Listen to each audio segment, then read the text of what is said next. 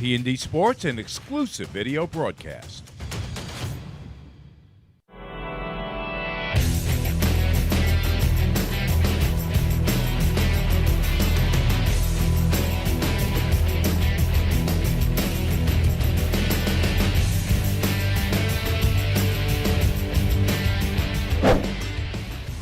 It's an after-school special Tuesday afternoon in Suffolk County as the Walt Whitman Wildcats take on the Commack Cougars on T&D Sports. Today's game is brought to you by the Commack Soccer League and Premier Diner. And a pleasant good afternoon, everybody, and welcome into the press box. He's Al Freeman. I'm John Perez. Al, we got a loaded matchup here today. Commack comes in as the number 3 team in New York State. Walt Whitman, the defending Long Island champions, at number 13, but a friendly rivalry. It's friendly, John, until the whistle blows, and then all friendliness goes out the window. These are two solid teams. This is a year that Commack has been pointing towards as being the year that they thought that they could go all the way. Whitman is coming off a year where they went to the state semifinals, but teams like this reload. You know, they don't rebuild. And they would like nothing better than to knock off Commack today and set the stage for probably a rematch in the playoffs. Yeah, this is a Whitman team that lost a lot from last year's Long Island Championship team. As we look at the roster, but one man that stands above the rest is Otto Umana Alvarez. He is a very talented, exceptional player, one of the very best that Suffolk has to offer this year. On the other side for Commack, they come in at 10-0-1. There's the roster. They're pretty deep. They're pretty talented. One player that stands above the rest is Braden O'Boyle, the senior. He again is an exceptional player. He has a track record of exceptionalism, and he is backed up by a roster that's almost as talented as he is. If you look down the roster and look at the goals and assists, these guys can score. The 9 goals and 17 assists for the captain, as it should be a fun one. It's a battle of the Cats, the Wildcats, and the Cougars, and it's all coming up next on T&D Sports. Experience. Trusted. Proven.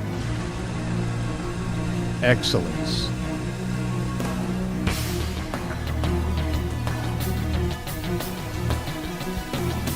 Over 20 years of professional sports video production. The industry standard. T&D Sports Video Production.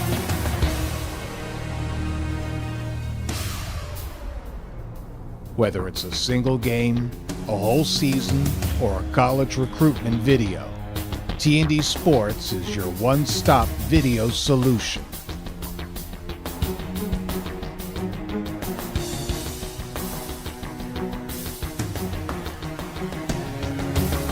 T&D Sports Video Productions. All sports, all levels, all the time.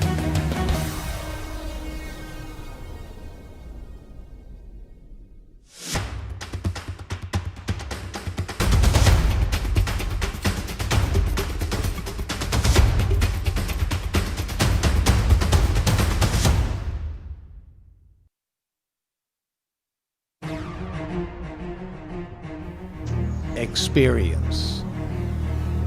Trusted. Proven. Excellence.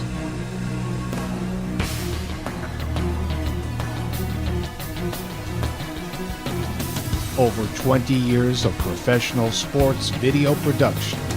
The industry standard. T&D Sports Video Production.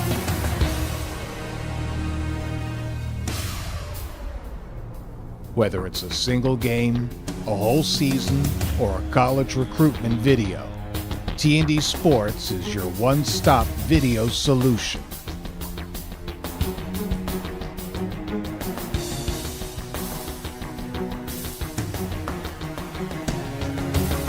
T&D Sports Video Productions. All sports, all levels, all the time.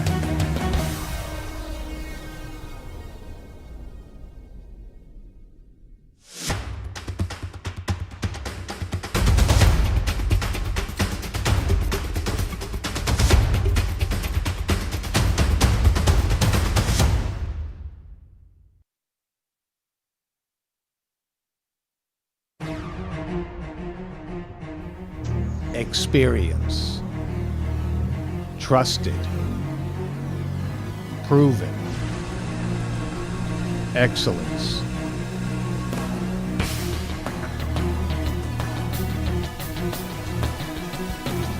Over 20 years of professional sports video production.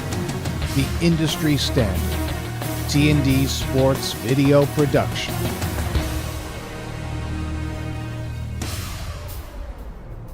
Whether it's a single game, a whole season, or a college recruitment video, T&D Sports is your one-stop video solution.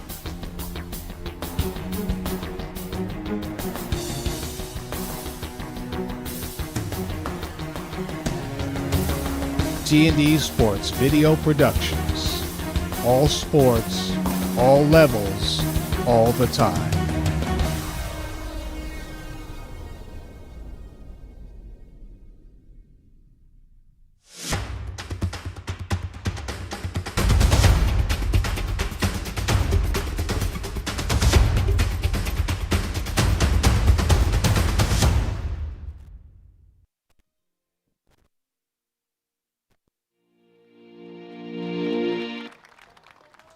Welcome back to Commack High School. It's the Wildcats and the Cougars right here on T&D Sports. And Al Freeman, it should be a fun one. These are two teams that look like they're on a crash course for a title rematch, or at least in the semifinals. Let's not discount Brentwood. But as you take a look at Commack, 10-0-1, trying to defend their home turf, what are a few things that you're going to look for in the first couple of minutes to see that Commack is in the rhythm that they want to be? Well, I think both teams are going to be feeling each other out in the first couple of minutes. They may be a little tentative on both teams, but if I'm Commack, I'm trying to establish that we're the guys who are going to control the pace of the game.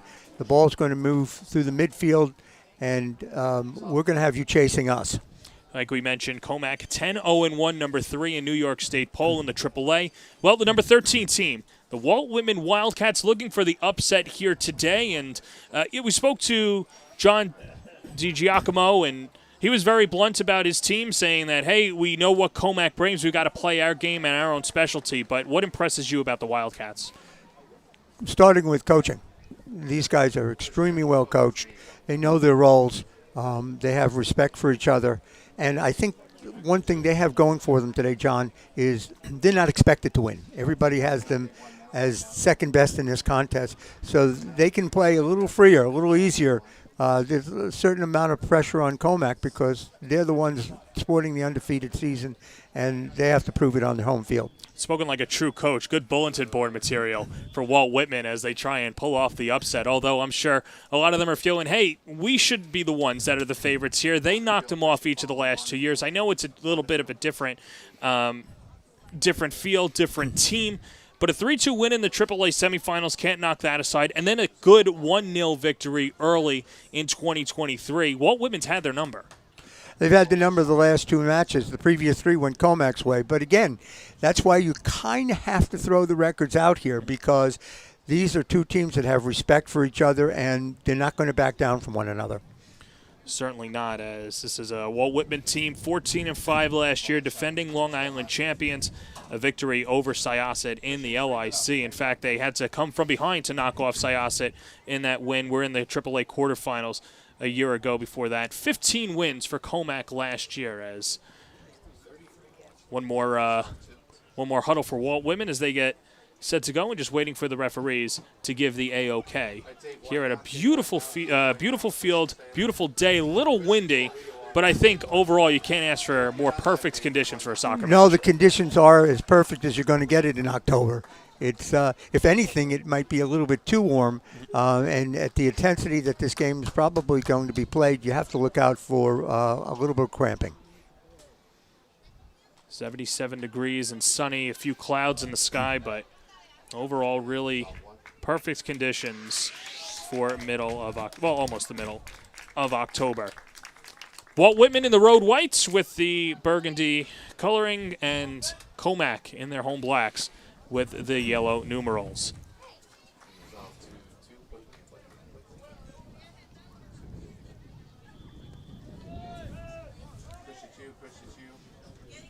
One thing we do know right at the outset of the game is that we're going to see number 10, Walt, be touching the ball a lot. If he's not touching the ball a lot, that means that Whitman's doing something right. Yeah, and mentioned keep an eye on both 10s on both sides. Two fantastic strikers, a lot of points between the two young men. As Commack starts off with the first touch and look to get themselves settled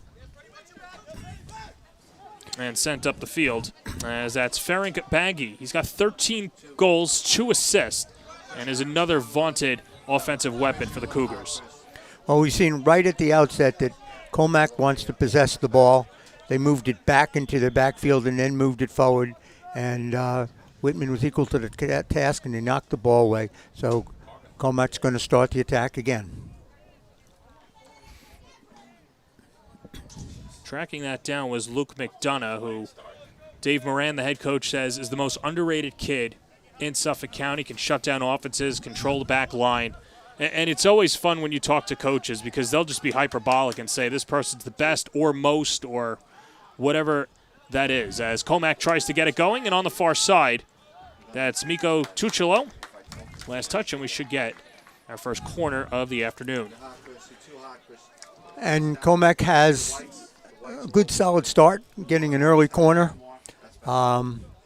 Watch the matchup that with 17 for Whitman, Ryan Perillo, who he matches up with on Commack's team. That'll tell you where they think Commack wants to go with the ball. Braden O'Boyle will take it. A couple bounces into the box, nothing doing there. And last touch by Commack. And it'll be Jaden Castro, the senior keeper for the Wildcats, to send it up the field. 8 saves in the win over Sachem East in their last match. He comes up big, good reactionary guy, and has a good leg as well.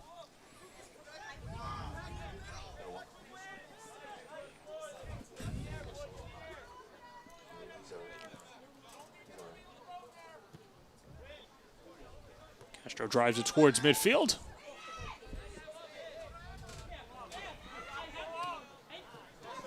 And Baggy leaves it off, but a good step in on the other side by Justin Valencia, junior, 2 assists on the season, has a splint on, but has been working through it good enough to play today. And nobody's exactly at 100% this way through the season, and they're just happy to have him on the field.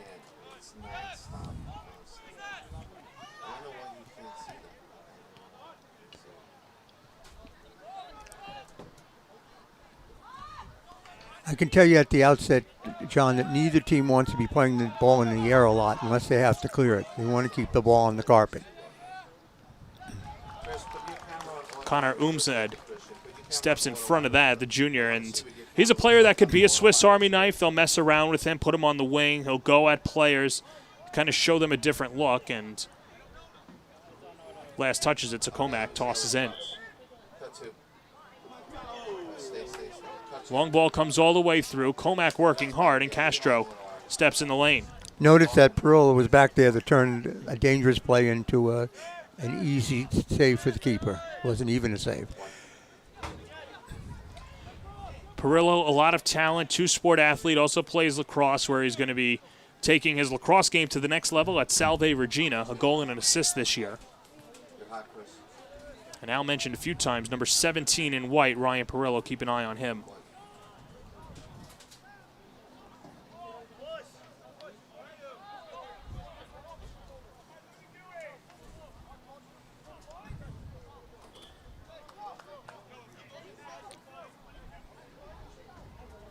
And a Whitman toss in. And we'll do it again. No, we're going the other way.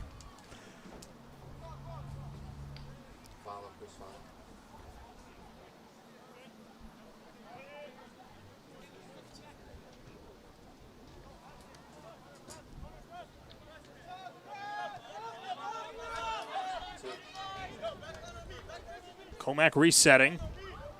Tucciolo, the workhorse, CDM for Commack.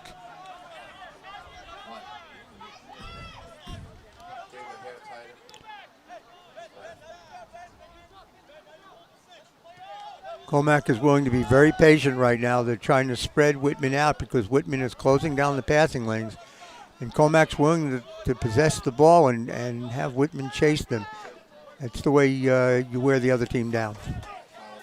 First look at Zach Bloom, the senior. 3-year varsity starter for the Commack Cougars between the pipes. And Whitman on the counter. Charging forward is Ben Rennick. Shot save. And Bloom with the early denial.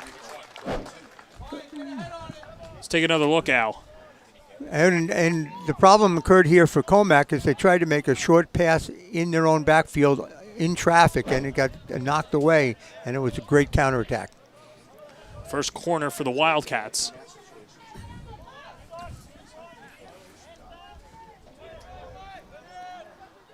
Long kick headed towards the net. Bloom jumps in the air to pluck it away. So Zach Bloom being tested early on and keeps Whitman at bay. Well, as good as Commack is in moving the ball, if they try to get too cute, Whitman can close the passing lanes down like they just did and get a counterattack, which I think is what they're trying to do overall, is look for counterattacks. Long ball up ahead, and that's an earned corner. Let's take another look at that last save by Bloom. It was a nicely taken header, and he tried to pick out the corner, and he missed, but someone was there to knock it towards Bloom, and Bloom was ready for the save. Now on these corners, we're looking to see if Commack does anything special on these quarters, any short corners. No, it's an in-swinger. Braden Boyle takes it. Whitman with the clear. And Commack trying to get something going. Tuccolo on the cross, the header wide to the left. Nicely set up. That was purely a hustle play there, and it was crossed beautifully, and there was someone at far post, and he just missed the opportunity to score. He was going for the far post. He just couldn't get it under the crossbar. It's like it was Ferenc Baggy who almost put one through for Commack, flirting with his 14th goal of the year.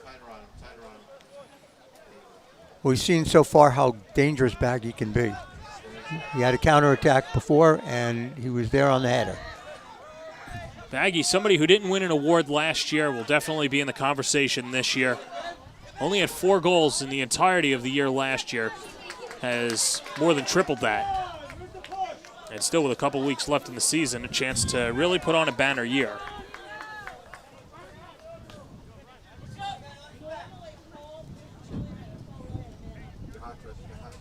This will be Jordan Gleet, the senior, to toss it in.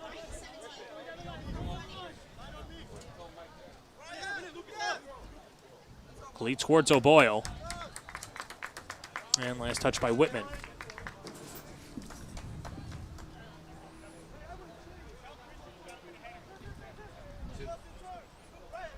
This is Dylan McDonough, the younger of the McDonough brothers. Dave Moran said, we threw him to the Wolves and he's come out unscathed. He's been fantastic. And now when you have a player like that that has an older brother, kind of has maybe played up on club teams in the past, there's not really as much of an apprehension to throw in a younger guy who is... No, he's probably played with his older brother in a lot of pickup games, and he's probably been knocked around a good deal, so I don't think he's being thrown to the Wolves. So now he gets to do the knocking. Oh, yeah. I'm sure he's up to it.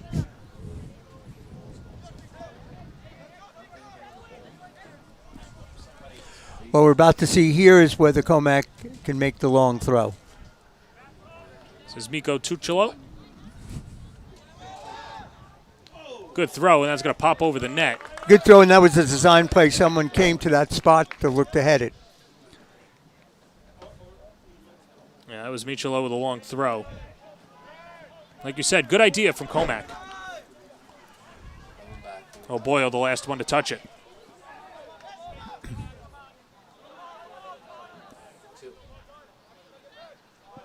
Well, that was nicely done, shielding the ball. Tuccolo on the cross, goes right into the chest of Baggy. Had a little too much mustard on it, so Commack couldn't really possess. No foul there. Commack was going for the trip. It wasn't on. This is onside. Commack trying to get something cooking.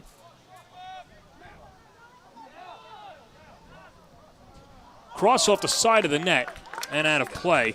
Nice job by Tucciolo to try and get some separation. Tucciolo is a pure winger. He can make things happen one-on-one. I suspect one-on-two, and he waited for his opening and he made something out of that play. Coaching staff calls him the workhorse. He has no fear and trying to start something for Commack as we're scoreless through the first 10-plus minutes. We're on a Tuesday afternoon in Commack. Well, you see something right away. Commack is very patiently trying to work the ball out of the back. Whitman is trying to get the ball forward as quickly as they can.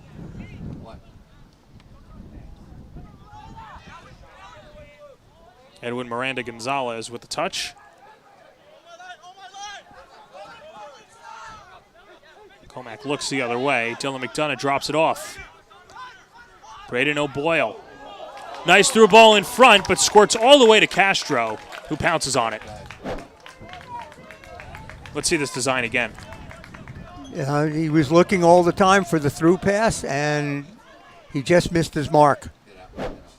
Just missed his mark, but that was a design play, and he played with his head up from the midfield. And you mentioned Commack and Whitman feeling each other out through the first 10 minutes. Perhaps a potential crack in the armor for Whitman that Commack's trying to expose. Well, they're finding holes in the Whitman's defense, but Whitman's been pretty good about closing those holes so far. But Commack's talent is showing right now. There's a foot race. Baggy can't get it going, and a good job to step in by Edwin Miranda. Well, again, Baggy can do it. Curcio can do it. I mean, there's a lot of guys who can break through the middle. You're not relying on just one guy to try to finish, and that makes it really tough on the Whitman defense. Because if you plug one hole, there's another one opening. And this is their third corner now. 3 corners to the first 12 minutes. Edwin Miranda, we just saw him for Whitman. Someone who's shown flashes of greatness, only a junior, but he's done a solid job, says Di Giacomo. And now Braden O'Boyle to be the in-swinger, or to take the corner. Well, it won't be an in-swinger, but I'm looking to see if someone winds up at the near post, the far post, and at the top of the 18. Ryan Curcio staying with it. And it'll be a throw-in, a deep throw at that. So far, Curcio's made a lot of chicken salad. I'd like to see if Commack can be a little bit more diverse on some of the plays they have on their corner kicks. Throw in here.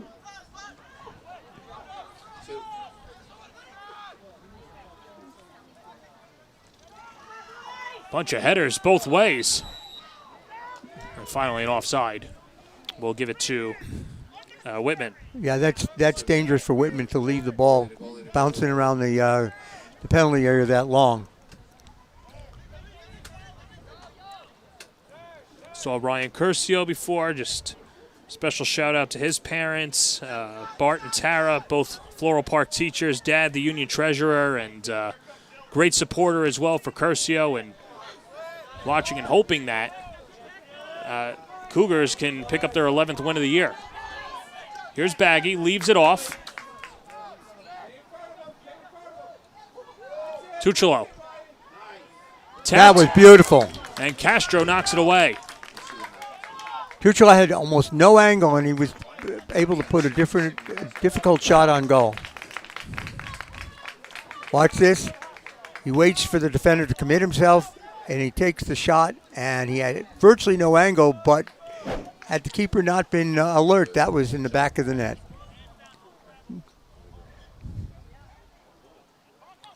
Low throw-in. And that was a foul, and it'll go the other way. It's going to be Ben Rennick, the senior, with the foul. So Rennick steps in there. O'Boyle will get the foul as Rennick gets pushed to the ground.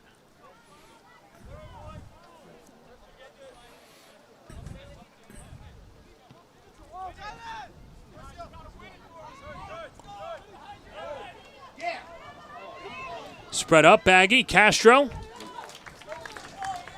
Castro's very much into the match at this point. He's had a number of tough saves. Perhaps for Whitman a little too involved. Yes, definitely that. But what we're seeing is that so far Commack is quicker to the 50-50 balls and second balls. Ferrick Baggy staying with it. Baggy shoots and just off to the left. Nice athleticism by Baggy to try and get some separation, but couldn't bury it. No, I think he was better served to go to the far post. I think this is a near post drive, and he had the whole far post, and he had room to do it. You'd like to have that one back, John. Baggy 13 goals, 2 assists. 50-50 ball, and O'Boyle tries to head it ahead. And Edwin Miranda Gonzalez with the clear, and Commack retreats. And again, spreads the Whitman defense out. Offside. Yep.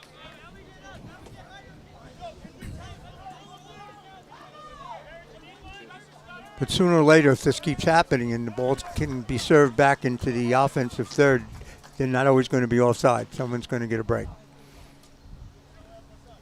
For Whitman, what adjustments would you want to see to try and counter this Commack offense that is coming hot and heavy? Well, one thing I might want to do, since I'm not having a lot of success except for that one counterattack, chasing the backs on Commack, is I'd let them come out of their back third a little bit and keep my defense shaped instead of getting spread out. Otto Umana couldn't grasp the ball, and powerful drive from Perillo. Freddie Campos in pursuit. And on the takeaway, Baggy sets the cross. Commack, nice little touch off, and the finish is high. Christian Lasardi, the sophomore, flirting with his third goal of the year and put it over the bar. And as an old coach, and you hear this mantra in practice 1,000 times, keep the ball on the carpet. You don't have to beat the keeper high. If the keeper's beaten, you can beat him on the carpet. That one should have been buried.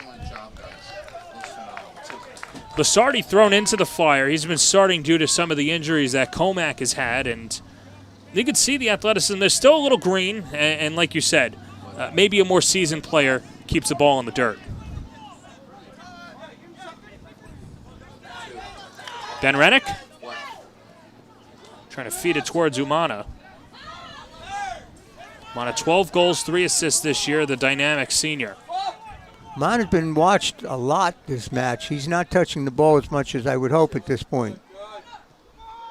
Umstead tries to cross it, but Commack's defense snatches it away. But one thing about players like Umana, they may not be touching the ball and all of a sudden they break through. Luis Chandris. Miranda. Right now I think that Whitman is a little bit back on the heels. Some of their forward passes are not going to the intended targets. See, now you asked me before, I would not chase back there. I would let them come out away from the goal and keep the shape of my defense. You can knock away the long passes if you have those guys covered. Commack trying to go over the top, trying to create an opportunity on the cross. Nothing there. Tucciolo. That's a goal. The cross, and there is the goal. Right on cue, you said it. Commack strikes first on the goal coming from Christian Lasardi, who redeems himself. 1-0 Commack. Well, talk about quick redemption. Okay, Lasardi, got that one and he buried it and he kept that one under the crossbar. But you can't keep going to the well that many times and not get something to happen like that. And it was a well-crossed ball and a good finish. For Lasardi, that's his third goal of the year. And let's take another look. And you called it as it was happening, Al. Golasso for Lasardi. All he had to do was not lean too far back and stay over the ball as much as possible, and the ball was going to go in.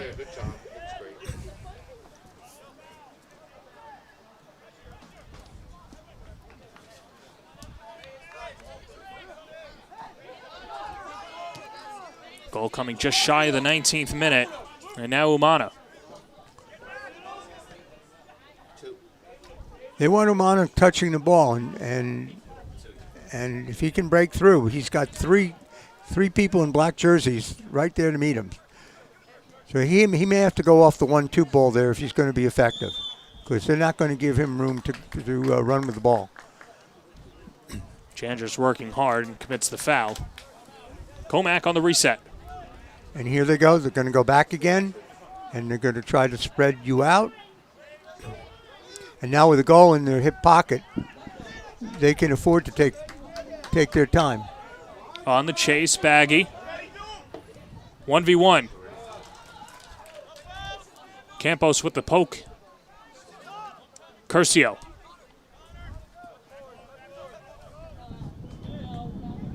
Ball sent in towards Curcio, and Castro makes the catch on the breadbasket. Well, that one, I think they were a little impatient. They should have waited for someone to break through into the middle instead of just crossing the ball into the middle of the goal area.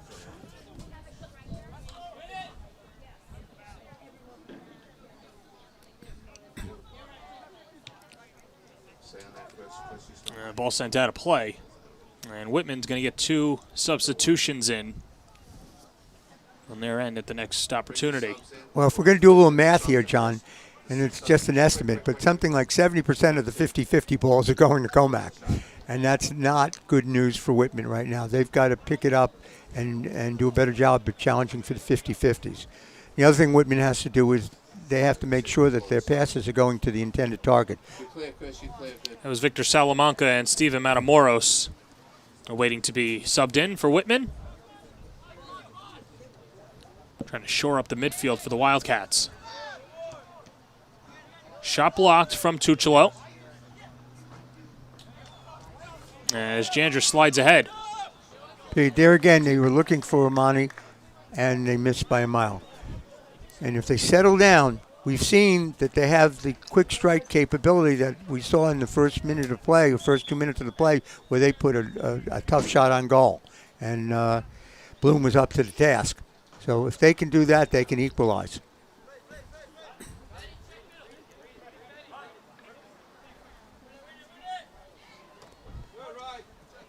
McDonough lobs it in. Whitman hits it out. That was Lucas Flores.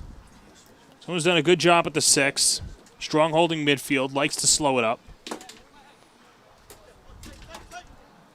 That time over the head of Flores. And Valencia.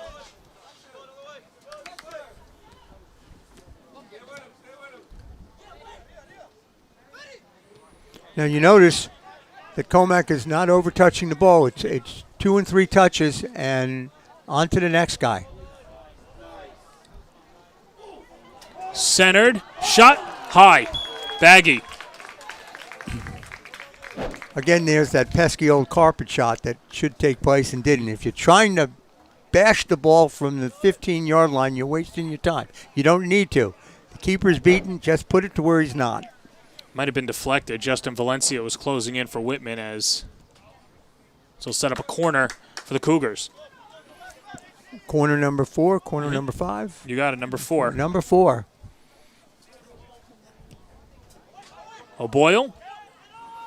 Ball headed far side of the field, and Commack racing after. That's Curcio with Umstead. Curcio floats it. Over to O'Boyle in some space. Right idea on the cross, just a little bit strong. And a good step in from the Whitman midfielder, Justin Valencia. Valencia has been impressive, number 22 in white. He's had to be, because Commack's had a lot of opportunities in the first half.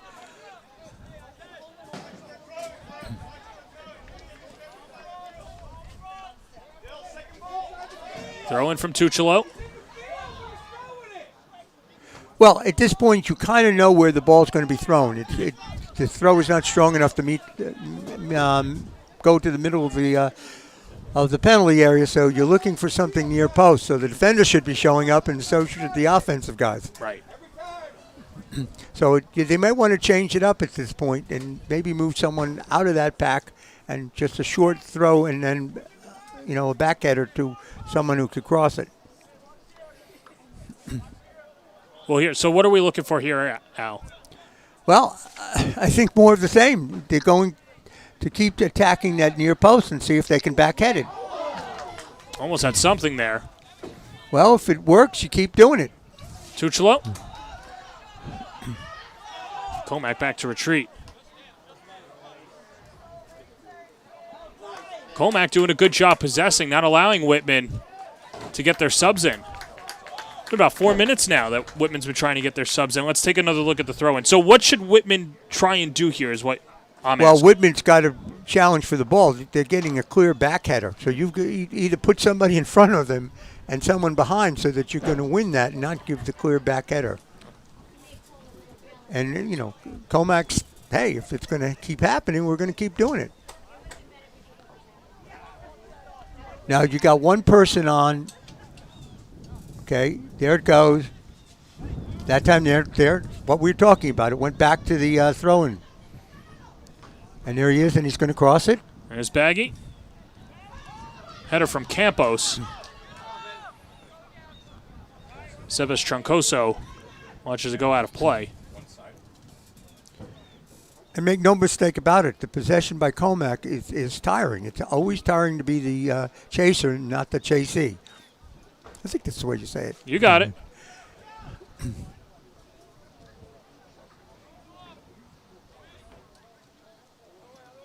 There they are. They're going back with it. Now you got to go sprint to chase it. He's going to go to the other side.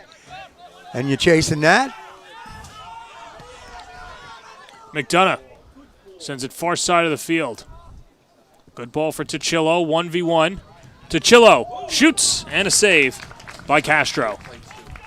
Tuchelo makes a good clearing move. He fakes left. He comes back to his right foot. And the thing is, if the defender had played him the other way, he would have faked right and gone to his left foot. And that's a lethal thing on the wing. Tuchelo, 2 goals, 5 assists. And has pretty good ability in trying to drive up scoring opportunities.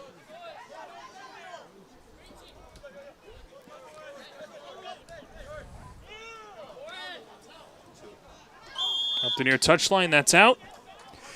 Another thing that Commack's doing well is that they're playing the way they're facing. You know, they're not trying to turn at every juncture. So if they play a couple back, then the defender's looking for that, and then you turn on them.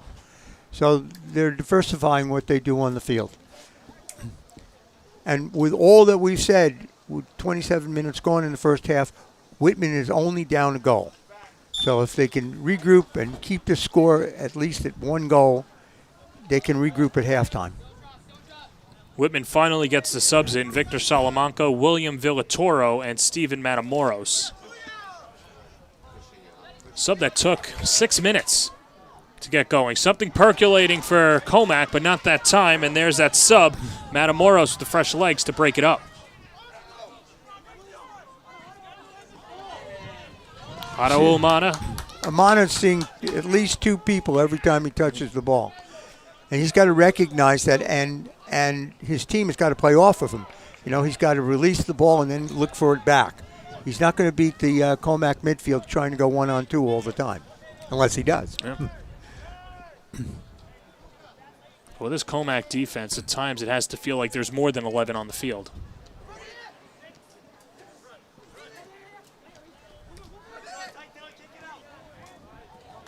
And they're forcing Whitman to get rid of the ball more quickly than they want to. Jordan Gleat.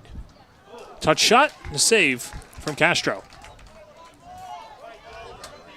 Tosses ahead to Salamanca. Someone who could be very creative, a junior, 2 assists this year. And that's a better build-up. But then right there, you didn't need to make a one-touch pass. You had the opportunity to receive it, control it, and make the second touch. Umana fighting for possession. Commack retains.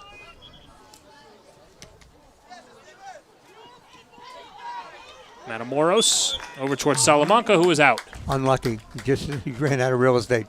He was on his way to making a good play. It's always one of those issues, too, when you get a multi-purpose field. And I know every player knows that it's supposed to be the red touch line, but I'm sure it's different to each field and could have some confusion there. Well, maybe they can figure out a way of putting an overlay each time a different sport plays, and it's just at their touchline. Now you're thinking. Well, we could go into business together, John, and make one of those things happen. I don't want to deal with these superintendents. And I'm too old. Yeah. But someone out there will take 10%. Good enough. Finder's fee. Dylan McDonough tosses it in. Braden O'Boyle. O'Boyle. Weaving. O'Boyle. Can't get it to go. Well, O'Boyle just kind of waited for the defenders to commit and then said, well, you know what, I'm going to take this one myself. He was looking to give it up, but he had room.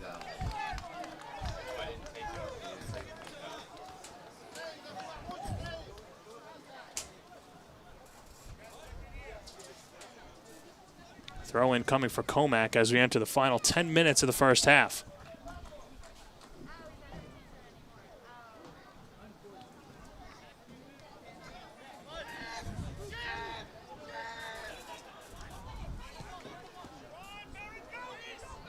Over the top to Baggy.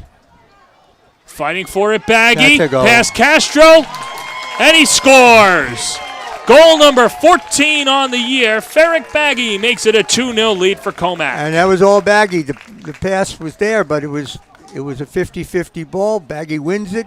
He's relaxed enough to wait for the ball to come down and just knock it into the goal. Actually, the ball just went into the goal. He didn't have to do anything.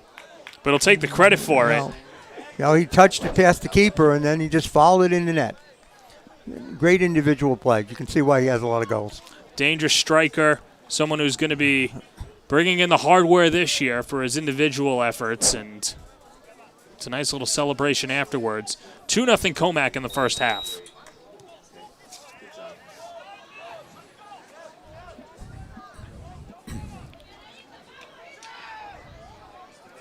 Right now, John, Whitman has to forget the score and just try to play their game and try to make a string of passes.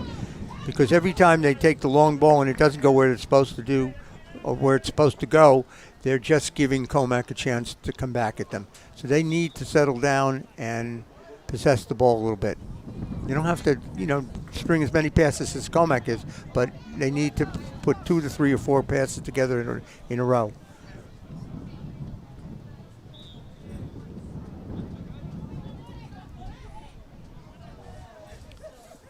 Throw in from Commack.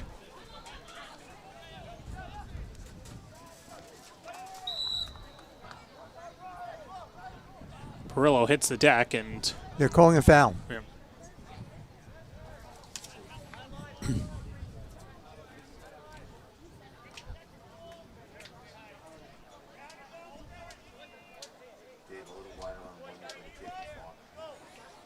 So it'll be Ryan Perillo to take it. Versatile senior, has a good leg. As Whitman trying to cut the deficit in half before halftime. Long ball and easy for Bloom. He has a good leg. It just unfortunately went right to Bloom, the keeper. They were hoping for something a little shorter that they could out-jump the defense. Bloom 35 saves coming into this afternoon's contest. Dave Moran says the 2 biggest games that have stood out to him this year was the wins against Sachem East and against Bayshore. Any clue as to why those stood out? Or just he said he play? Just did a good job commanding the defense and really took a leadership role, made a few saves in there. And with the way that Commack's defending, he doesn't really get a lot of opportunities, but when he does, he makes the most of them. Well, he got tested early, which is, for a goalkeeper, is very important. Sometimes if you're standing there and you kind of lose a little bit of your mojo standing there untested, but he got tested early twice, so he's instantly into the match. Of course, you don't really want to be tested, but it's good for the keeper if it happens. Salamanca. So again, you can see Salamanca has some ability, but he overcarried the ball and he had him on it right on his flank. He should have given it up and tried to get it back.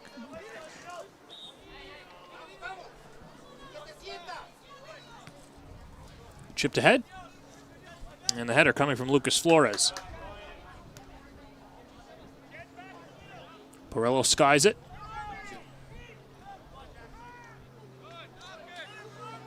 Latest sub for Whitman was Ethan Elwart, coming in to shore up the back line. Villatoro tries the cross.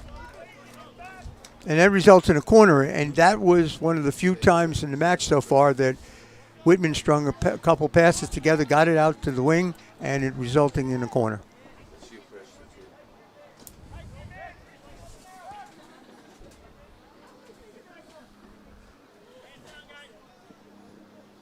Victor Salamanca, the junior. Ball ping-pongs, still up for grabs. Headed towards the net, and an easy play for Bloom.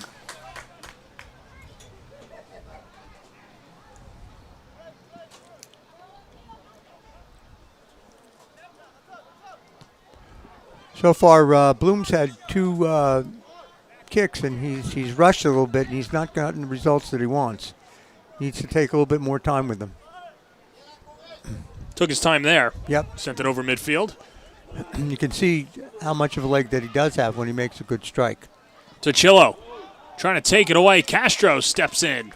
That was a good job defending by Perillo. He used his body well to prevent that from being an attack on goal. Let's take another look at the last sequence.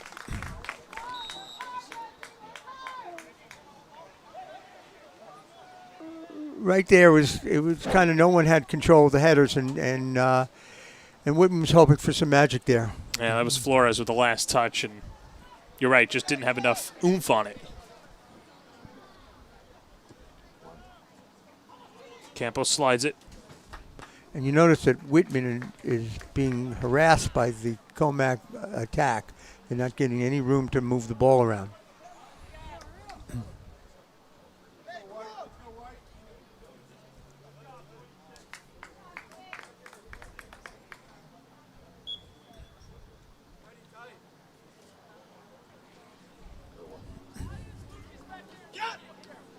McDonough fires in. Baggy. His goal in the 31st minute made it a 2-0 lead for Commack. 1v1. Pumps across.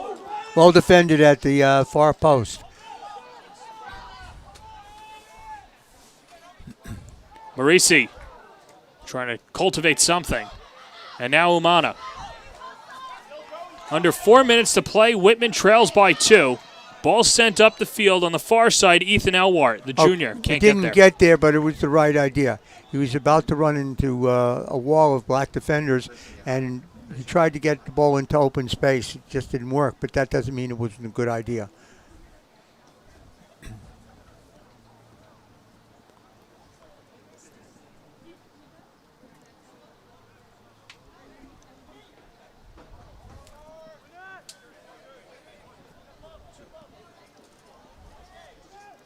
Ball skirting along the sideline and goes out of play, so Whitman can make a substitution as looks like Connor Umstead is going to return for the Wildcats.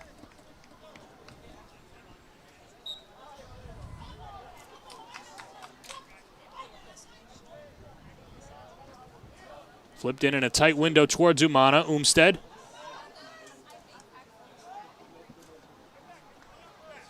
Villatoro with the, I'll drop it off for his teammate. Perillo is the restart man.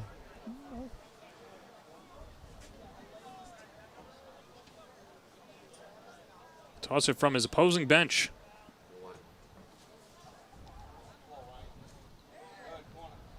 And it results in another corner.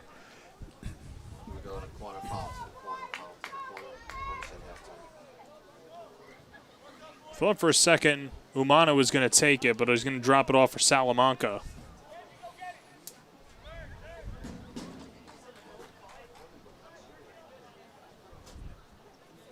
Salamanca with 2 assists on the year, floats it towards the box and skirted away by Commack's defense.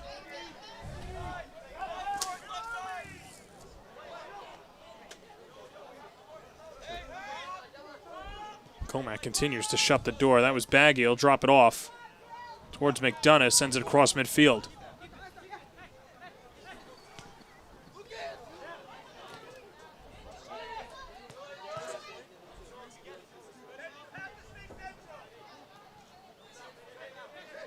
Salamanca.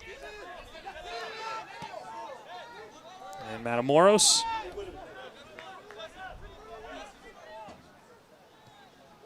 Miranda. Carrillo loses it. Commack possession. And a good breakup from Miranda.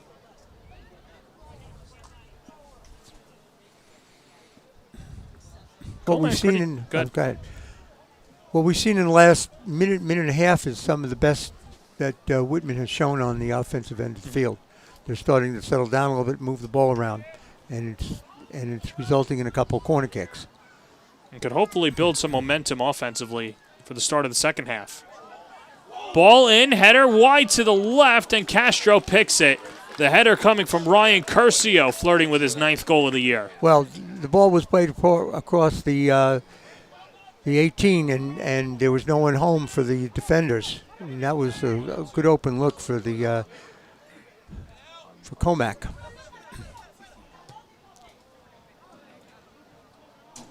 Ball floated out of play. The final 20 seconds to go in the first half. A 2-0 lead for Commack. Christian Lasardi, the sophomore, scoring his 3rd goal of the year in the 19th minute. And then it was a senior, Ferenc Baggy, the game captain, with his 14th goal of the year. As the clock is going to wind down. And Commack goes into the break, leading 2-0. And let's take another look. The chip. Good opportunity for Curcio, and just wide to the left. But you notice that the ball floated over the defenders, and there was no one there to challenge for the ball. It's been a fun first half. A 2-0 lead for Commack. We'll take a break. When we come back, we'll recap it all here on T&D Sports. Experience. Trusted. Proven. Excellence.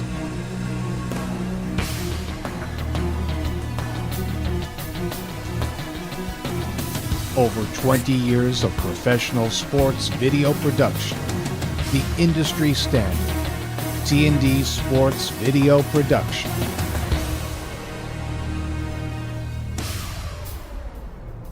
Whether it's a single game, a whole season, or a college recruitment video, T&D Sports is your one-stop video solution.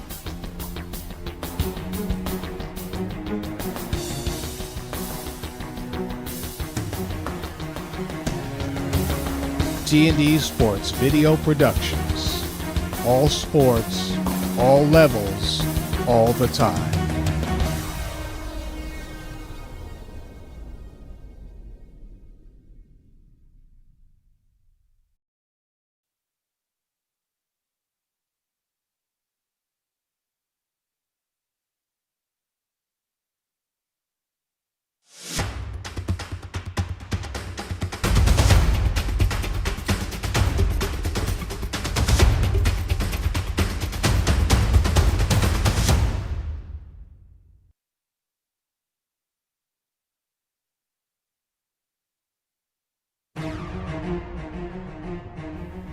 Experience.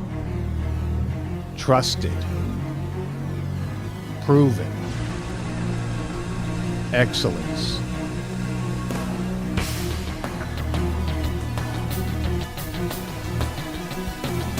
Over 20 years of professional sports video production. The industry standard. T&D Sports Video Production.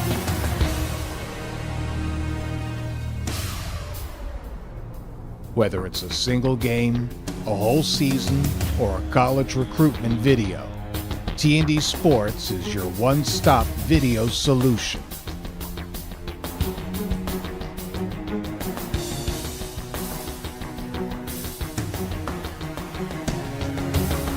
T&D Sports Video Productions. All sports, all levels, all the time.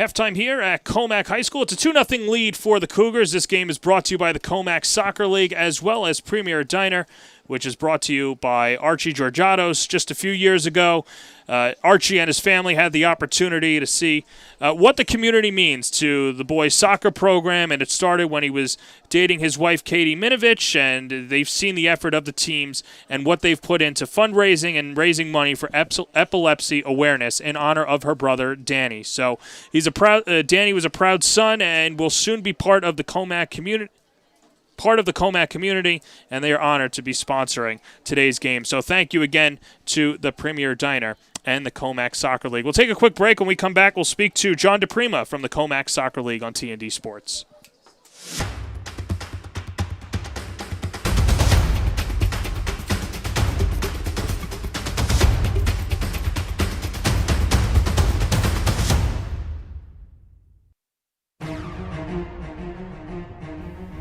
Experience.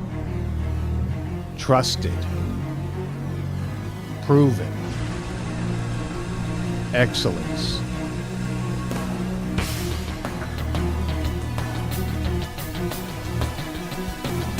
Over 20 years of professional sports video production. The industry standard. TND Sports Video Production.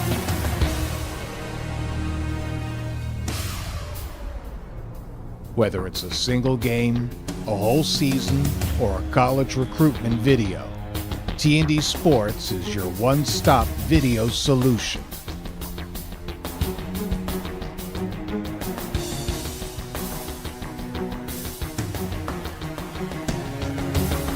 TND Sports Video Productions. All sports, all levels, all the time.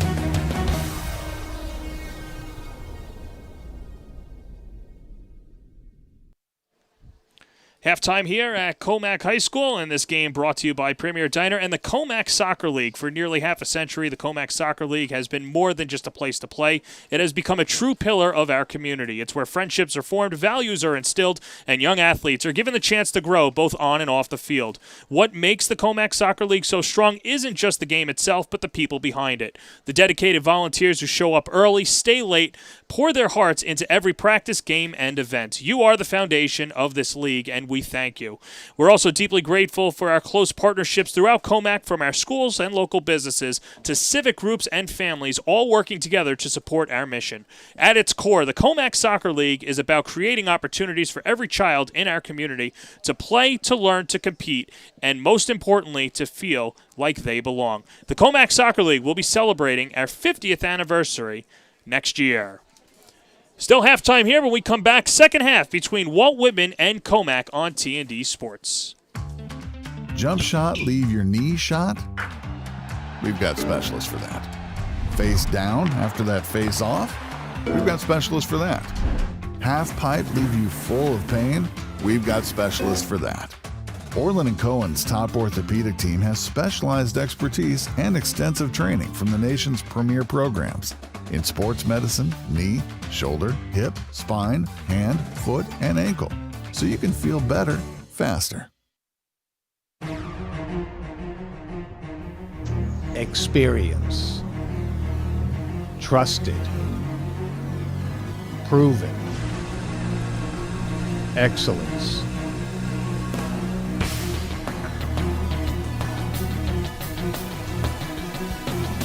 Over 20 years of professional sports video production.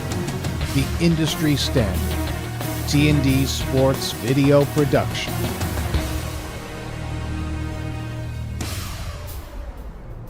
Whether it's a single game, a whole season, or a college recruitment video, TND Sports is your one-stop video solution.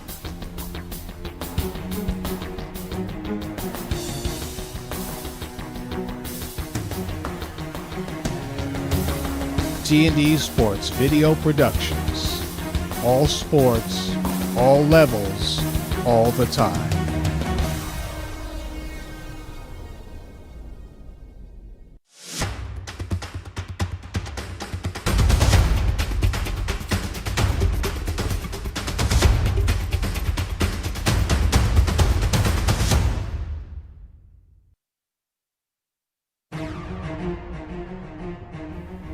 Experience.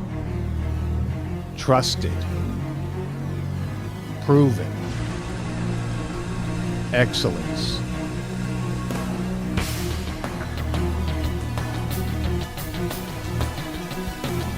Over 20 years of professional sports video production.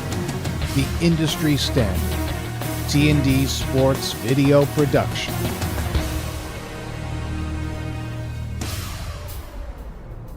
Whether it's a single game, a whole season, or a college recruitment video, T&D Sports is your one-stop video solution.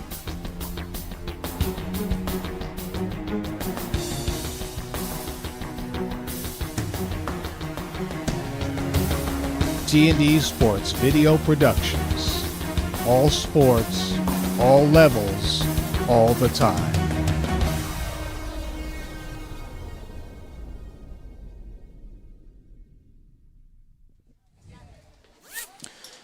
A 2-0 lead for the Commack Cougars here on T&D Sports. It's been a fun one. Alongside Al Freeman, I'm John Perez. All right, Al, it's not going to be hard for you. Put your coach's hat on. Let's start with Walt Whitman. What are some of the adjustments you want to see, your evaluation of the first half, and what they need to take into the second half? Well, I think what they discussed at halftime is what we were discussing in the first half. We can get back in the game if we possess the ball.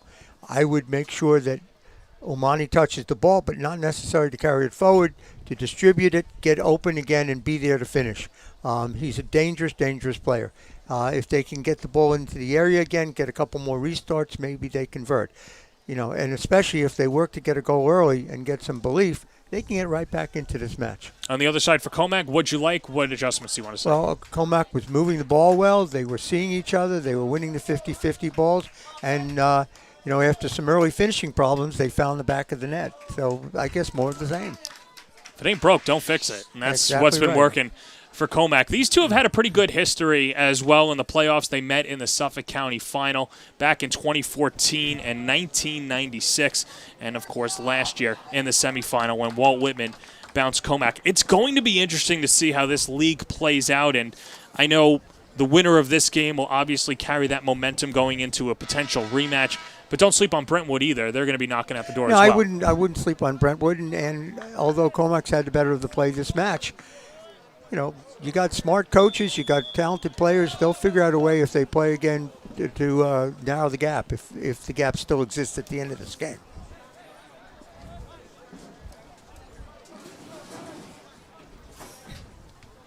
So a throw-in for Commack, looking for their 11th win of the year.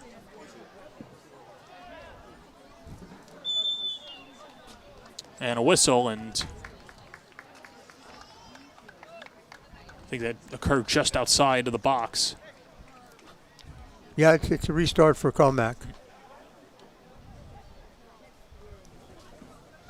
Braden O'Boyle, one of the players that we featured in the Open, hasn't scored yet, but they've been trying to get him the ball. But it was Ferenc Baggy who scored the second goal of the contest in the 31st minute. It all started with Christian Lasardi. Those are the two goals that have happened as Braden O'Boyle, their impact player to watch, and the captain will take the free kick. Cross is chipped, and there's Castro again. They seem to like to play the ball to the near post and play it back across the goal mouth. But again, like we talked about at the end of the half, Whitman seemed to find their voice there, and they started to move the ball better and started to create some opportunities, got some corner kicks down there at the end of the half. Now there, Omani touched the ball. He tried to lay it off. He just missed the connection. And so this will be Axel Paz to toss it in for Commack. These are two programs that have had a storied history, but also some pretty good alum that are still at the next level and playing. For Walt Whitman, you've got Richie Morrell at Marist, Eric Maldonado at Oswego, Dylan Thoby at Geneseo, Anthony Reyes at Maritime, and Tommy Cleompus over at Anianta. Well, if I was a college coach, I would make a stop here at Commack. Definitely part of my itinerary, and especially in a game like this. Well, in Commack, and they certainly did. LIU did that. In fact, Gianluca Justinicic, the keeper formerly for Commack, and the older brother, Francesco, who's now a senior.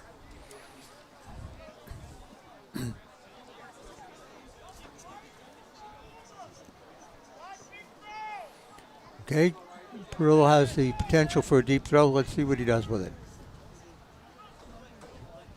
Couple of dribbles and fires into the far corner.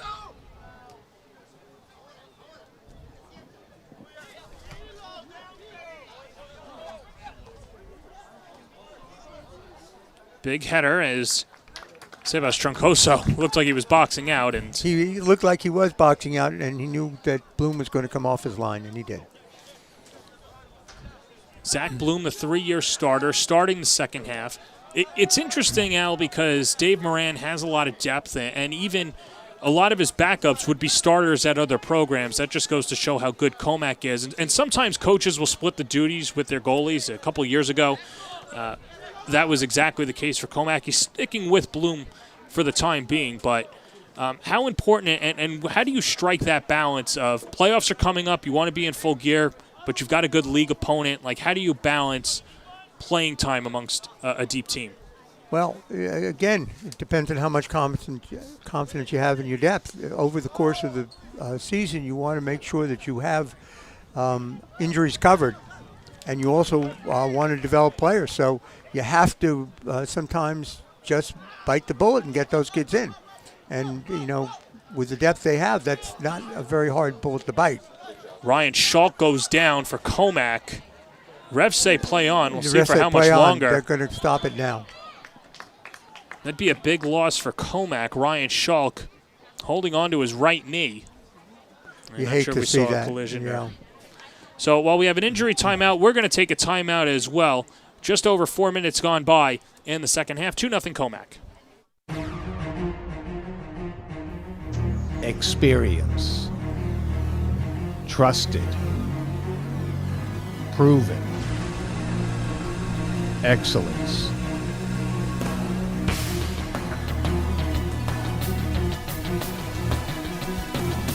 Over 20 years of professional sports video production. The industry standard. T&D Sports Video Production.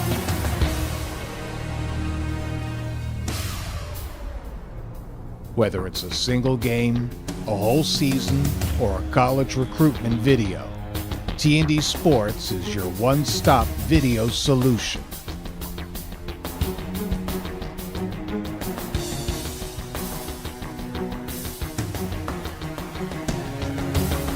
T&D Sports Video Productions. All sports, all levels, all the time.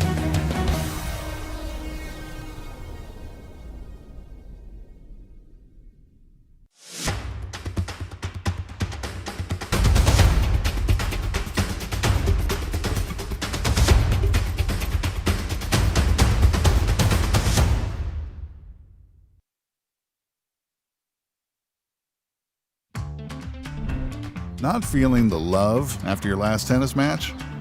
We've got specialists for that. Running for the train, derail your knee? We've got specialists for that. Diving after that grounder leaving you grounded? We've got specialists for that. Orland & Cohen's top orthopedic team has specialized expertise and extensive training from the nation's premier programs in sports medicine, knee, shoulder, hip, spine, hand, foot, and ankle. So you can feel better, faster. Welcome back to Commack High School, and once again, we'd like to thank our sponsors, the Commack Soccer League, as well as Premier Diner, for sponsoring this game, and thank you for your continued support of this broadcast and the Commack soccer program.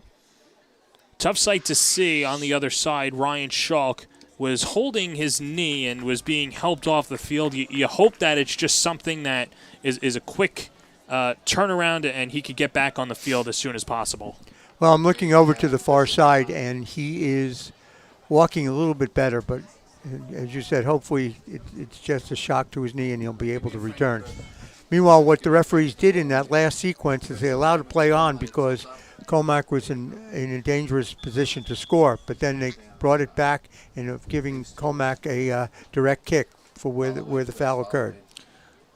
Braden O'Boyle is going to take the free kick towards the far post, just wide. Great idea. Yeah, great idea. He knew what he wanted to do with it. He wanted to put it just under the right crossbar in the corner, and he just missed. Well, it had the distance, a little too much. So close to goal number 10 on the year.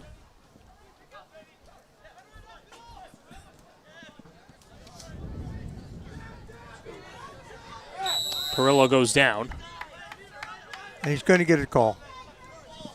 There was a little bit of a shove there. And that coming from Chris Marisi, the junior. Mention how good this matchup is. Commack ranked number 3 in the latest New York State poll. Walt Whitman at number 13. Edwin Miranda restarts it. Header from Sebas Troncoso.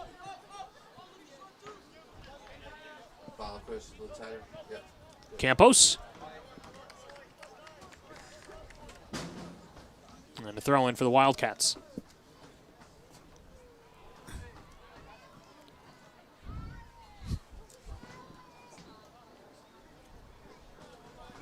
Commack winners in 3 of the last 5 matchups, but Walt Whitman the better of Commack each of the last 2 years, including in the AAA semifinals last year. A 1-0 victory 2 Septembers ago. Before that, it was all Commack. 2-1 in 2022, and then Commack swept them back in the 21 season. You know, Commack is content to build from the back again, try to spread out the Whitman defense.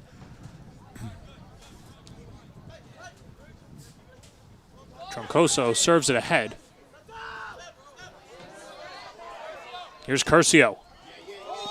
Curcio, good long ball up, whistle, and an offside. An offside, but it was just a hair late, the ball being delivered.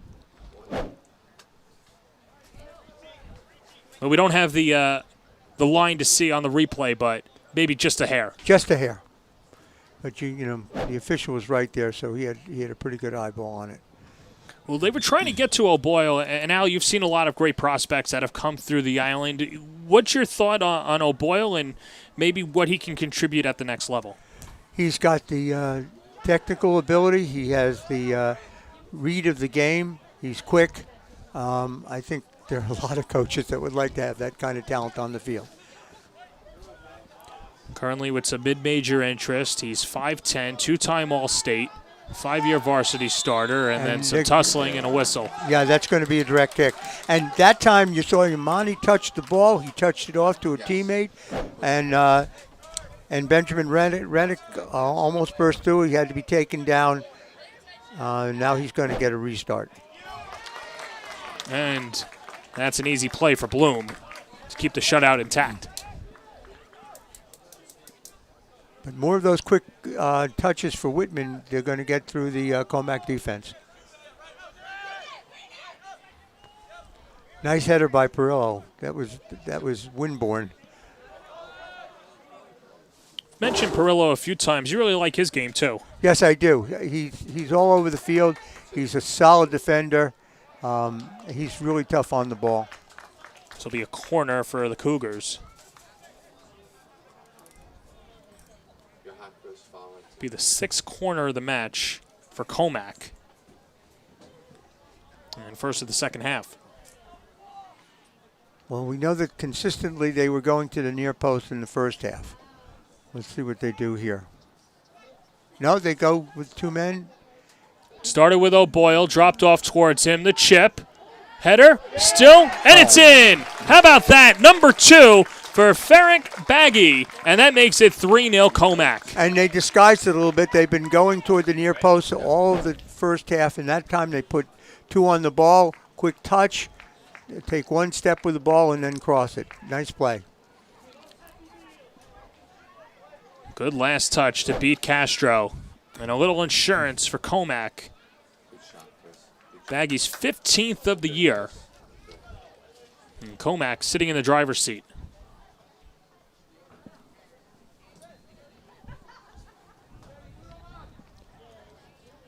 Whitman has got to just forget the score and just play, you know, and work towards getting that first goal. Now, this is what they do so well. Commack might at times, there might be some lapses on defense, but they quickly cover it up and then counter back with a score of their own. And that's been the story of the year so far for Commack. Well, you have to be impressed that they play both ends of the field and they look for each other. And, you know, they build up, but they're also not afraid to hit the long ball.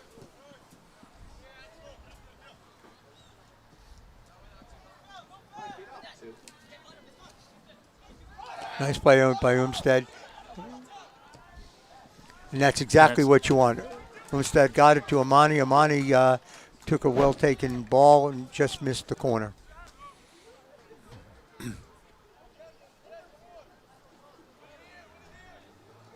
Just off to the left there.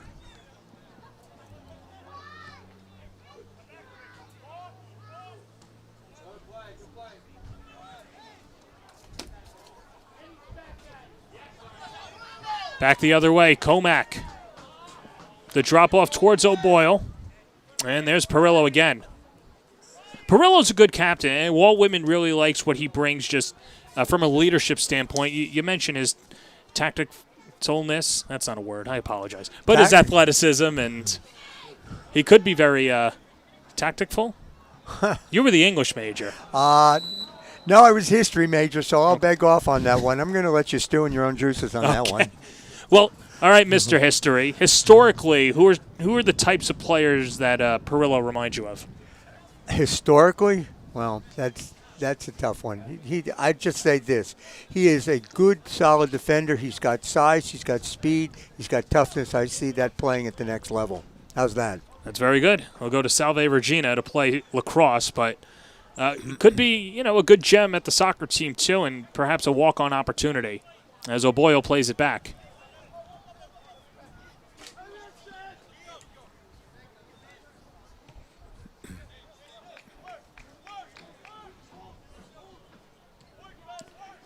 And again, 3-0. They're still on Commack's end trying to build. They're not getting bored with what they're doing. There's a shove and a whistle. And some extra contact up the near side. It's be Jordan Gleat on Perillo. Well, I've noticed in the game to this point, and it's a positive, that both teams are playing physically and hard, but they're not making stupid fouls. The fouls that occur in the course of the play.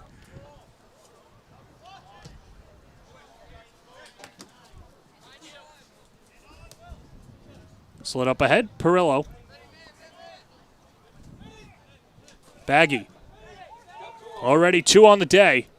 Slides it up. Curcio. McDonough. That was well defended by McDonough. That was Valencia on McDonough, but you're right. I'm sorry, got it mixed up there. Yep, that was well defended. Well, Valencia at times would take on the number one attacker or the option, and just like he is there. But O'Boyle has it on a string. Boyle taking on 2 defenders, possessing a lot. If I'm a coach and I've got Boyle in the corner, I'm letting him have his way, because more often than not he's going to make something happen.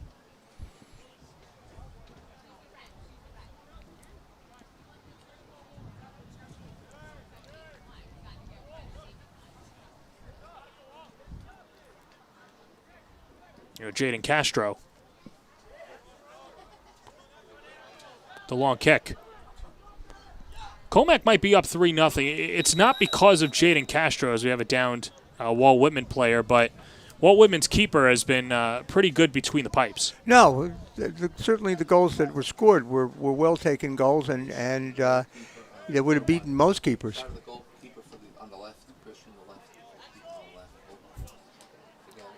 But, we said that there hasn't been a lot of fouling in the last 2 minutes. There's been some unnecessary fouls on the part of Commack.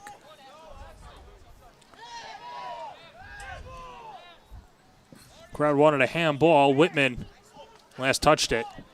And Commack possession.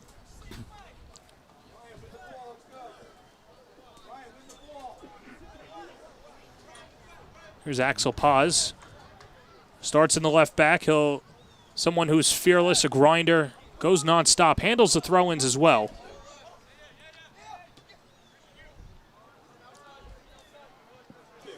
Right idea, getting the ball across the 30, but by Whitman, it just didn't control it. Commack in 4th gear. Jordan Gleat goes down. And here's the captain, O'Boyle. O'Boyle double-teamed and chased to the corner.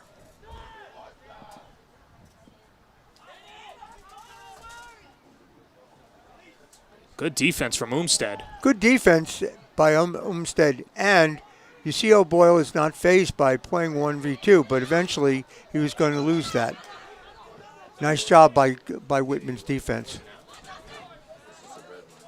But O'Boyle's very confident with the ball, John. Left up ahead, Baggy just wide of the hat trick. Well taken by Baggy. He knew what he wanted to do. He wanted to get the ball to the far post, and he just missed the corner. And a whistle, and now a down player on the other side for Walt Whitman. Connor Umstead might have gotten the wind knocked out of him. But let's take another look at this opportunity. Look at how Baggy uses his body here to shield off, and then he gets in front of the defender, cuts him off, and then just tries to slide the ball. Didn't try to overpower it. He was just looking to pick out the left corner. That's nose for the goal. It's about a foot away from having the hat trick and would have been his 16th goal of the year.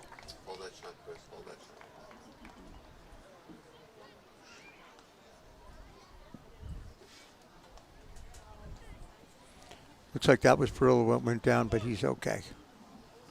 Well, that's good to see. And there's Castro.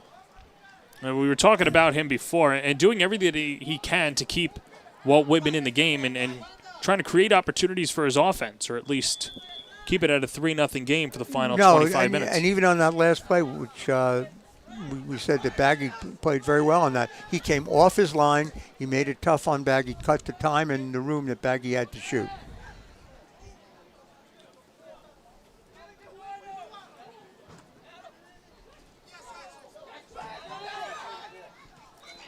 Ref says play on, up top. This is Luis Jandris. Jandris lost the handle. And Freddie Campos plays it at midfield.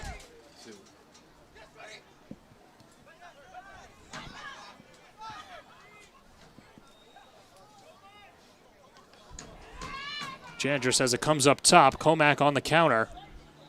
Baggy in front of his own bench. Baggy 1v1. Tries the cross. He put it where it should go. They just couldn't finish. Whitman couldn't close it out. And it'll be a throw-in for the Wildcats. And Campos did everything he could to close the room down. He was just beaten to the ball, and ball was just laid across, and they just missed the connection. Nice play.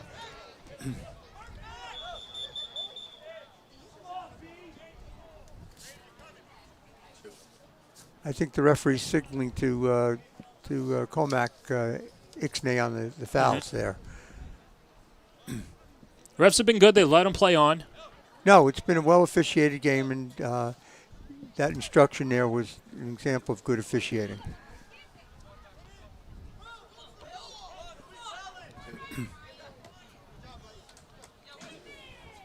Rolled near side. William Villatoro, the junior, can't keep it in. We'll get a substitution for Commack on the other end.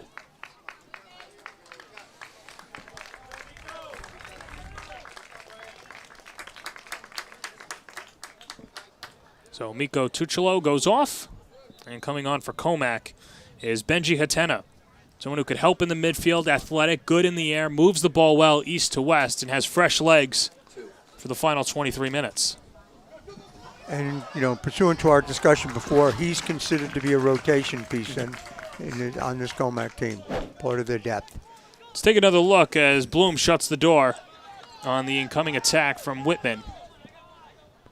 Shuts the door on Rennick. Well, he was alert, as any keeper should be in his half of the field, and he knew when to come off his line and make that look easy.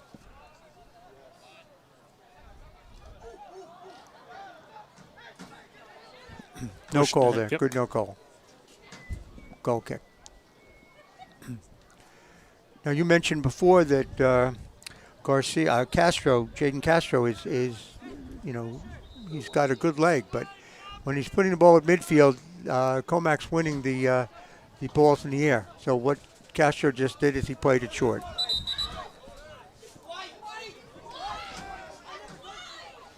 This might be a silly question, but is that something that he picks up on? Is that a sign that comes in from the coaching staff? I think that they work on that. Maybe the coach said something, but I think that that's something they probably tried to do on their own. It's not just inventing it. They probably practiced that. Rennick was on the end line.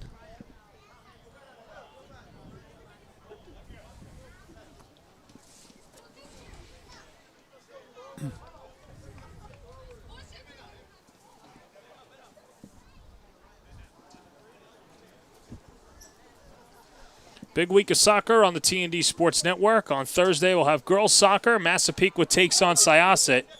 That game at 5 o'clock Eastern Standard Time, so be sure to subscribe to the YouTube channel and tune in there. Should be a fun one on the girls' side as Commack with a free kick in the restart. That will be a fun game. Those are two good sides.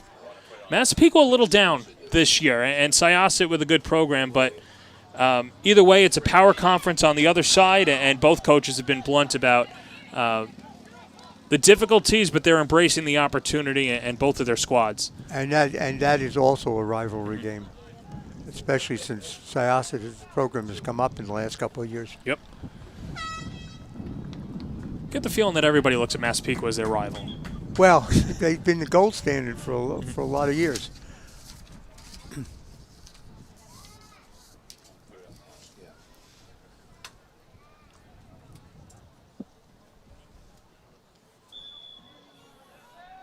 So be sure to follow us on social media. Click the subscribe button on our YouTube channel, and be sure to watch. Big soccer week. Going to have some football matchups, football playoffs, and then the winter and the spring. We got a corner here, John. Yep. The last time they went with 2 up, and they're sending someone over there now. And let's see how Whitman defends it.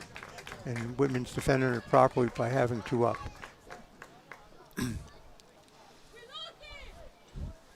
Now, you were the shot caller in Nassau County for all these years, and I don't know how it works in Suffolk. Is there a way that we could institute that there needs to be ball assistants on the side with ball boys, ball girls, or something? The short answer is no. I mean, now we're getting 45 seconds between every ball that goes out of play. It's something that some schools do as a matter of course, and in the playoffs, we kind of mandate it, and people follow it. Off the corner. But you're right. But you're absolutely right. The game flows better when you have ball boys feeding the balls back into play. You lose a lot of time when you have to go chasing balls. Commack's a beautiful school, beautiful campus. It's large. Yep. And a ball that goes out of play, you're wasting valuable time. You're 100% correct. I just want to see the beautiful game get played. I don't want to wait for the beautiful game. Got to see all of its beauty right away. Here's Dylan McDonough. McDonough, the sophomore, we mentioned, was thrown to the Wolves this year and has come up aces for Commack. As Whitman on the other way. And here's Otto Umana. Now, Umana was looking for help from his teammates, but didn't see it, so then decided to try to seal the deal himself. And if he can get some people to play off of him, he's going to be even more dangerous. That was Benji Hateno with the breakup, and that's exactly what he was called on to do, coming off the bench and disrupting Umana.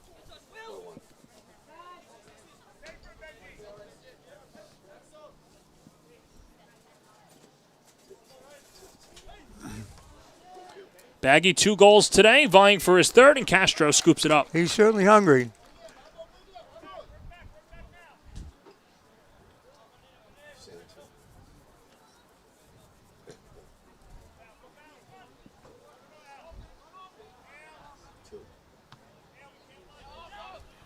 Nicely headed.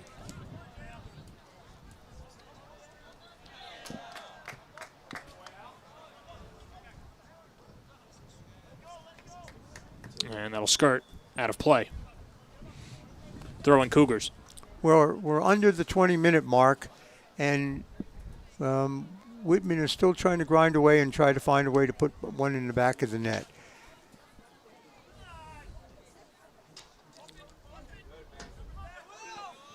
At the midfield, Umana. And there he is, Umana. Spreads it wide. Valencia. The cross. In towards the 18. Umana misses the kick. And then goes down. And Umana slow to get up. Play continues to go and might get stopped soon, but O'Boyle staying with it, then he goes down. Umana gets gotten up. Seems to be okay. Let's take another look at that last sequence for Umana. I don't know that there was any contact that caused that. I think he just kind of tried to make a big play and he didn't get it, and there was incidental contact. I just think he went down. He was trying to make something happen. Not exactly the bicycle kick, maybe a unicycle or something, but yeah, I'll go with unicycle. Show me athleticism. Yes. There's Castro.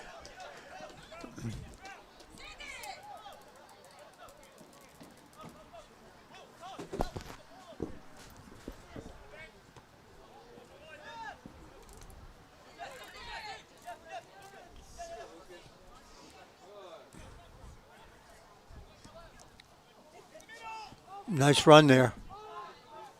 Here's Rennick. Yeah, Rennick made a really nice run to the corner. They got the ball, but he couldn't quite control it to make a move.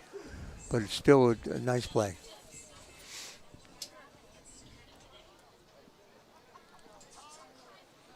And so a deep throw for Whitman. No, that was smart. They looked like they're going to take a deep throw, and then they played it short, tried to play it back, get it across. Bloom pounces on it.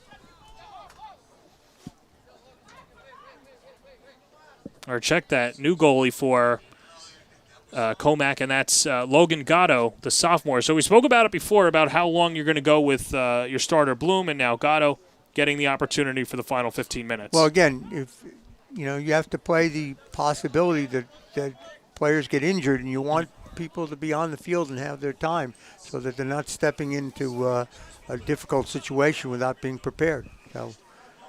Gatto, a sophomore, 9 saves coming into the match. Good reflexes, fantastic with his feet and distribution, says Dave Moran, and looking to close it out.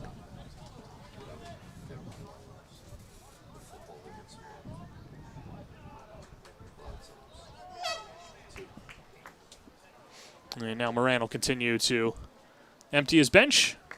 Good day for some of his starters.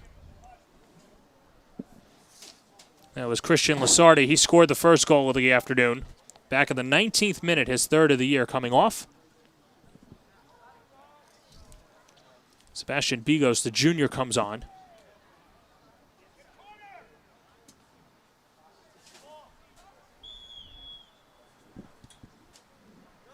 That'll go out. Goal kick. At this point, as you were saying, Dave Moran is emptying his bench, but this is, again, the opportunity for some of these other players to show what they can do and to build their resumes and time logged on the field. And not just that, but also create a good problem for Moran and the coaching staff. Put on a good tape against a quality opponent, and you could be fighting for minutes come crunch time and the playoff season. I can't tell you how many times over my coaching career that very thing kind of happened. Some kid that you may have overlooked a little bit gets on the field, opens up your eyes, and you go, this kid should get more time. Commack has a ton of players that are like that, and Whitman as well. Both these teams roll pretty deep in the AAA. This guy's had a good game today, too. Ferenc Baggy, already 2 goals for the hat trick. He's got it. Hats off to Ferenc Baggy. His 16th goal of the year. 4-0 Commack. On the quick counterattack, he knew what he wanted to do, and he just took his time to do it properly. Here he comes through. He knows he's lining up the defender. He waited for the defender to lose a step, and he beat him to his defender's right, and then he took it right to goal. Nice play. I think he scored with both legs now. The first goal was with the right kick. The other was a deflection off the keeper. And then, well, which is what makes it more difficult for a defender to defend. You have to pick a side at that point, and he waited for the defender to commit. And now he's coming off the pitch. So what an encore for Baggy. And a little salute as he takes the bench, and all smiles for the Cougars, leading 4-0, under 13 to play in the second half.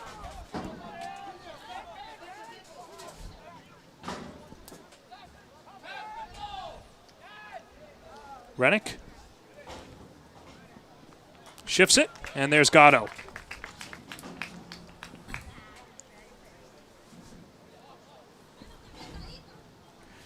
Well, perhaps a look at the future for Commack. Bloom, been on the varsity for 3 years. Gatto, an opportunity to be there just as long and can provide a lot for Commack. And we mentioned these are two programs that don't rebuild, they retool. And a big reason for that is they could throw their sophomore Logan Gatto out there and not have to worry. Well, again, in soccer, you never know. It doesn't even have to be an injury. It could be a foul where the keeper's pulled off the field and somebody has to come in and play in immediately difficult circumstances. Saw that happen a couple weeks ago. Yep.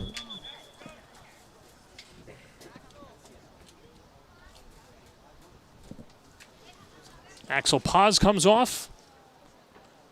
Good first half, solid in the second half. As that's Tyler Abbott who comes on, the sophomore with a goal on the season. Older brother CJ plays for Ithaca. CJ was a 2-year starter and captain, and Abbott very impressive as well for Commack. Well, you mentioned the family aspect of things when brothers come through the system, and then the next generation takes over, and that's how you build the program. You have the flow of families coming through. A couple of brothers on that last sequence. There's Tyler Abbott, who got the pass from up top before Whitman on the other end. That was Nick Lasardi, the senior. His younger brother scoring the first goal of the afternoon.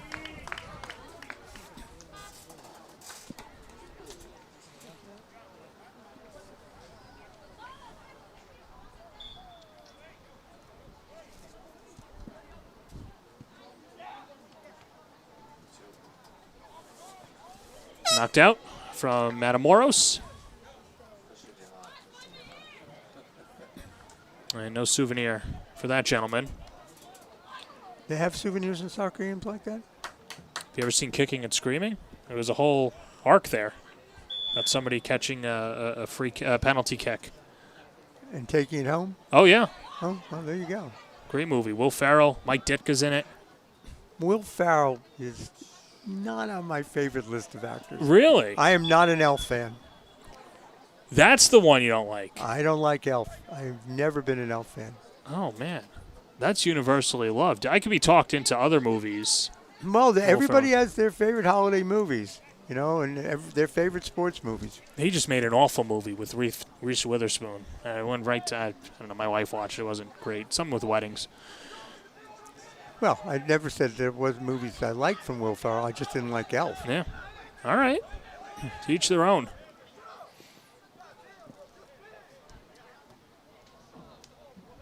Now, what they have to do is make a good Christmas soccer movie. So who would be your lead? Good battle there. Let me think on that one. Yeah, O'Boyle's going to get called for the foul, and Whitman takes over. You've got 9 minutes to come up with a lead. You'll leave our viewers in suspense. Okay, I'm working on that now. It has to be a present-day actor. It can't be. Unless you're going to resurrect him. No. Perillo puts it in, and there's Gatto to pick it out of the air.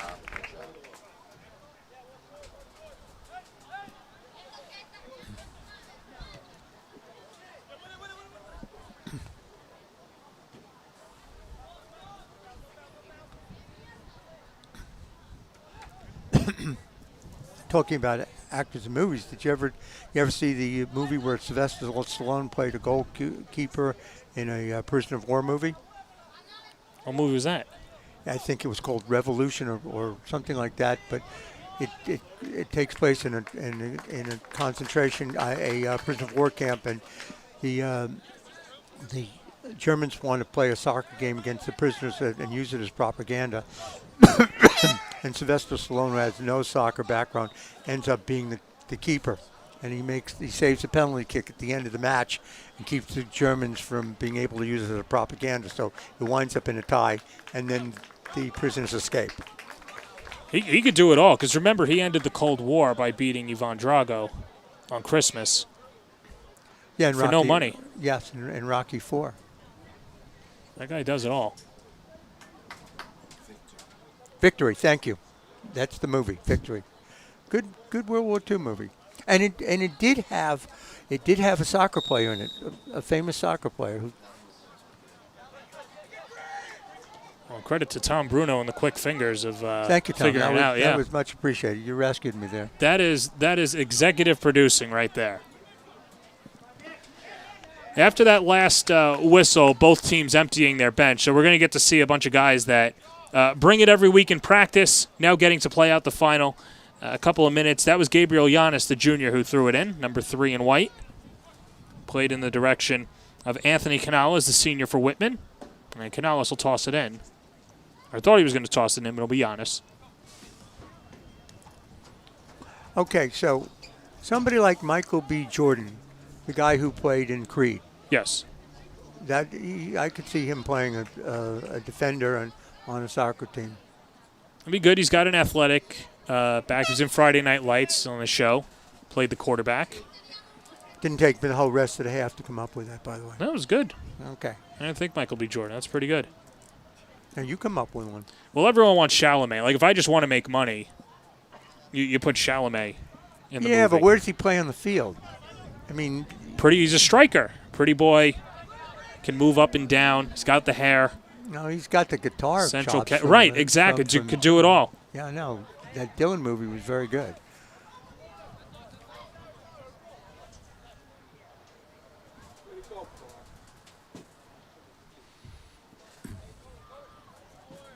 And I like the fact that Coach DiGiacomo is, has got some of his players in at this point. He's not giving up the game. They're still trying. But, again, he's doing the same thing we said. You can't build a bench unless you give the bench a chance to play. This is Francesco Justinicic.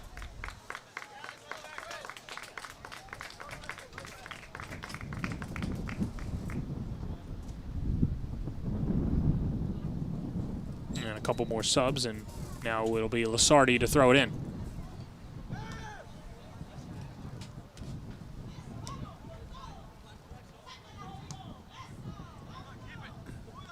Long ball. Whitman goes to track it down. Richard Linares, just out of his reach.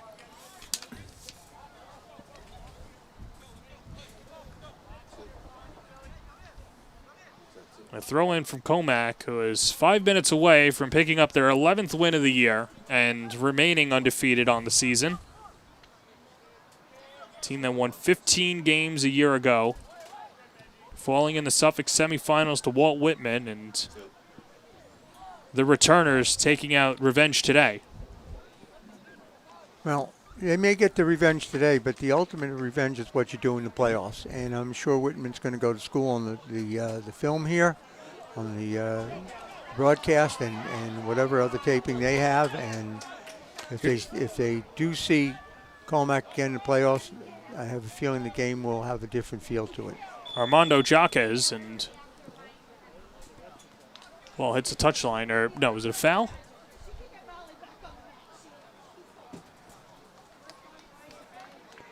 Free kick for Commack. It was a free kick on a sort of restart, so there must have had something happen there because he dropped the ball. He didn't put it down for a direct kick. I didn't see what happened there.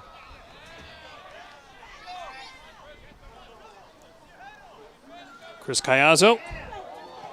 Through ball and slid it aside on a nice play by Brandon Villatoro, the senior defender.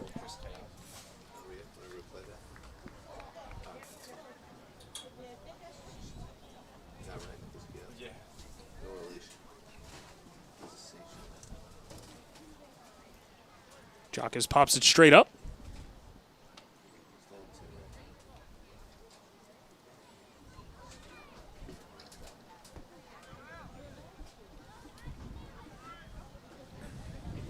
So, Al, if you're going to dissect tape and you're Walt Whitman and a potential rematch against Commack, what are some areas you want to see them improve for a potential rematch in the playoffs? Okay, and it's kind of be a summary of what the things we mentioned during the course of the game, which is Jaquez misses the kick, and Whitman able to get it out of the 18.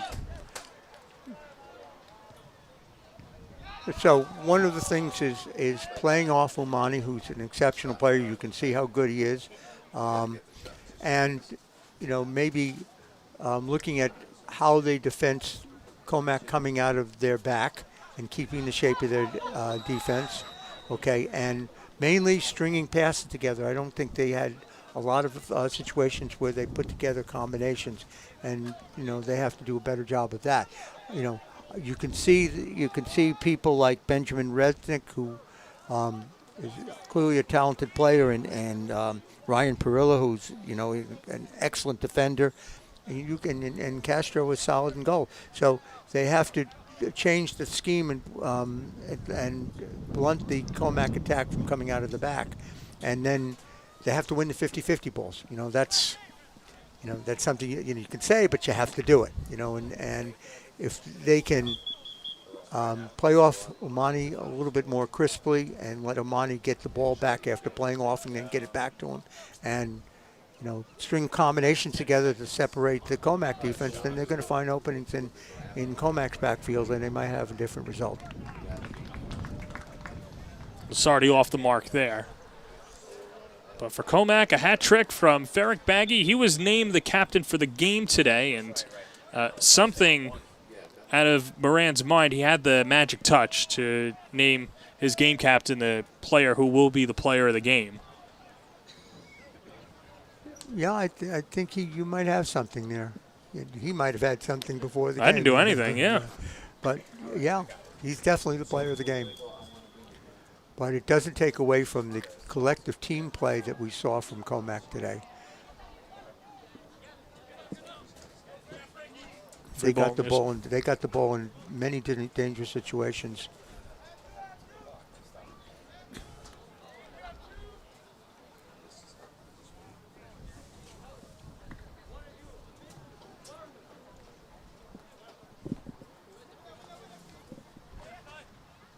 Coming close to the final 30 seconds to play in the second half.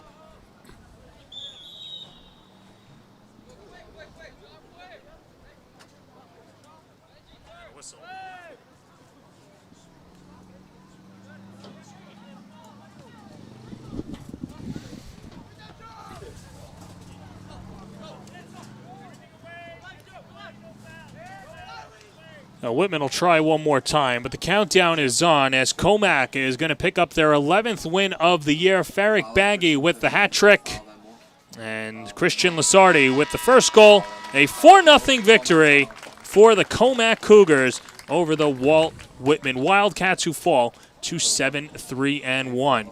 Once again, we'd like to thank our sponsors for the game. It was the Commack Soccer Club as well as Premier Diner for putting on this game. Thank you for your support from Commack High School.